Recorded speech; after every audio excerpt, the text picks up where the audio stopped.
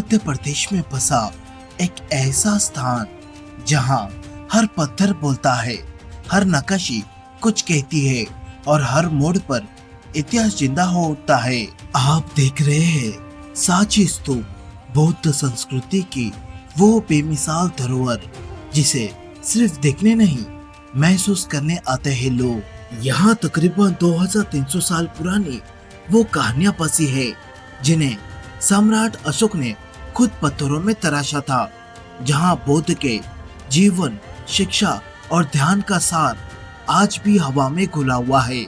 पर दोस्तों, ये जगह सिर्फ इतिहास नहीं, ये एक अनुभव है। इस वीडियो में हम सिर्फ स्तूप नहीं देखेंगे, हम जानेंगे क्यों ये यूनेस्को वर्ल्ड हेरिटेज साइट दुनिया भर से यात्रियों को आकर्षित करती है और कैसे इसकी शांति वाइब आपको कुछ मिनटों के लिए एक अलग ही दुनिया में ले जाती है। तो वीडियो को अंत तक जरूर देखना, क्योंकि आगे कुछ ऐसे फैक्ट्स, व्यूज और एक्सपीरियंस है जो शायद आपने पहले कभी नहीं देखे होंगे। चलिए चलते हैं एक ऐसी यात्रा पर जो सिर्फ एक ट्रिप नहीं बल्कि एक टाइम ट्रैवल है।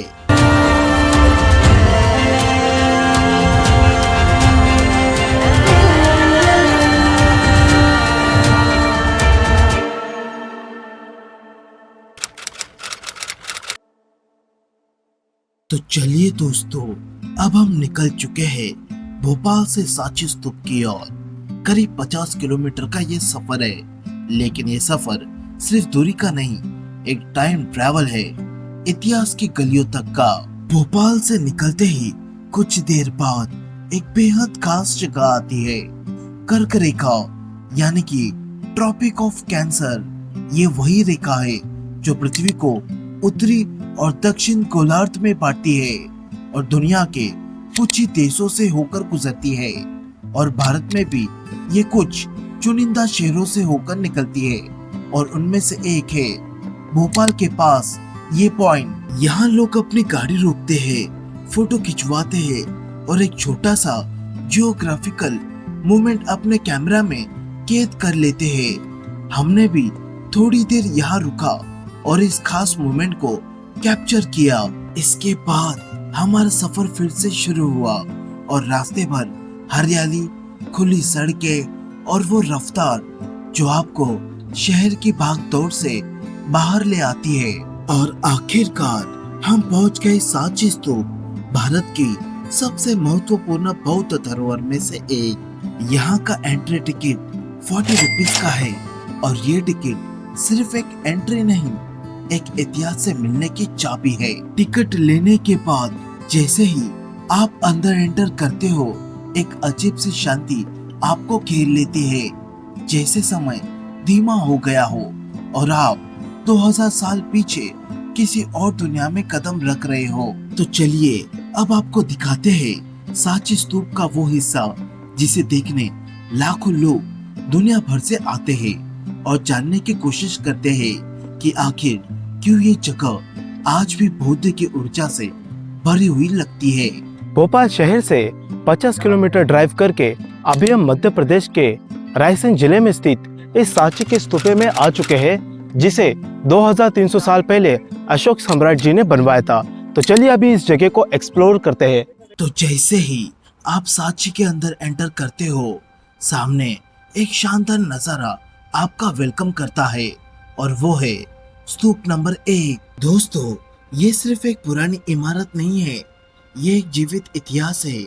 यहाँ खड़े होकर ऐसा लगता है जैसे वक्त थमसा गया हो। स्तूप नंबर 1, जिसे महास्तूप भी कहा जाता है, ये सांची का सबसे पुराना और सबसे बड़ा स्तूप है, और यहीं पर भगवान बुद्ध की अस्थियां रखी गई थी। यानी ये सिर्फ एक स्मारक नहीं बल्कि एक पवित्र धरोहर है जो करीब 2200 साल से यहाँ खड़ी है। और अब बात करते हैं इसके चारों तरफ बने तोरण द्वार की। ये 4 गेट्स 4 दिशाओं में बने हैं, उत्तर, दक्षिण, पूरब और पश्चिम। हर गेट की अपनी एक कहानी है, बेहद बारीक और खूबसूरत नक्काशी के साथ। इन पर बौद्ध भगवान के जीवन की झलकियां उकेरी गई है। जैसे उनका जन्म, ज्ञान प्राप्ति, पहला उपदेश और महापरिनिर्वाण। सोचिए, बिना एक शब्द कहे ये पत्थर हजारों कहानियां सुना रही है। अब बात करते हैं इस स्तूप की बनावट की। पूरा ढांचा गोलाकार है, जिसे अंड या हेमिस्फेरिकल डोम कहते हैं। ये गोलाकार सिर्फ वास्तुकला नहीं है, बल्कि इसका गहरा आध्यात्मिकता मतलब है। ये जीवन और ब्रह्मांड के चक्र को दर्शाता है। स्तूप के चारों ओर एक प्रदक्षिणा पथ है, जहाँ भक्त परिक्रमा करते हैं। आप जब इसे वॉक करते हो तो एक अलग ही शांति महसूस होती है, जैसे खुद बुद्ध आपके साथ चल रहे हो। और अगर ऊपर नजर डाले तो आपको दिखाई देगा हरमी का एक छोटा सा चौकोर प्लेटफॉर्म, जो स्तूप के बिल्कुल टॉप पर है। इसके ऊपर बना है 3 छत्रों वाला स्तंभ, जिसे तय छत्र कहते हैं। ये 3 छत्र 3 रत्नों को दर्शाते हैं, बुद्ध, धम्म और संघ, यानी पूरी बुद्ध परंपरा का सार। और जैसे ही आप अंदर एंटर करते हैं, चारों दिशाओं में आपको मिलेगी बुद्ध भगवान की भव्य प्रतिमाएं। हर मूर्ति की मुद्रा अलग है, कोई ध्यान में लीन है, कोई ज्ञान दे रही है। ये सिर्फ मूर्तियां नहीं है, ये वो भावनाएं हैं जो आज भी आपको भीतर तक छू जाती है। तो दोस्तों, सांची का ये स्तूप नंबर 1 सिर्फ पत्थरों से बना एक ढांचा नहीं है, ये भारत की आध्यात्मिकता आत्मा का प्रतीक है। हर दीवार, हर नक्काशी, हर मूर्ति आपको एक गहरे अनुभव से जोड़ती है। सांची का सफर सिर्फ स्तूप नंबर 1 पर खत्म नहीं होता, असली खजाने तो अब खुलने वाले हैं।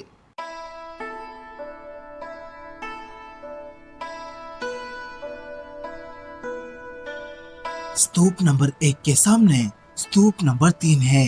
यह थोड़ा छोटा है, लेकिन इसका महत्व बहुत बड़ा है, क्योंकि इसके भीतर रखे गए हैं बुद्ध के 2 प्रमुख शिष्यों, सारिपुत्र और मुगलान के अस्थि अवशेष।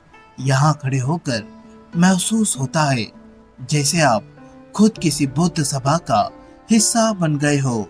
आगे बढ़ते हुए हम पहुंचे अशोक स्तंभ के पास, सांची का सबसे पुराना स्तंभ, जिसे खुद सम्राट अशोक के शासन के समय खुदवाया गया था।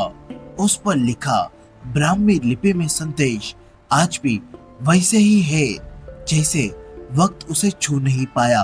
और अब हम आ गए हैं मंदिर नंबर 17 के सामने, जो सांची परिसर की सबसे बेहतरीन गुप्तकालीन संरचनाओं में से एक है। इस मंदिर की सबसे खास बात है इसकी समतल छत, जो इसे बाकी सभी मंदिरों से बिल्कुल अलग बनाती है।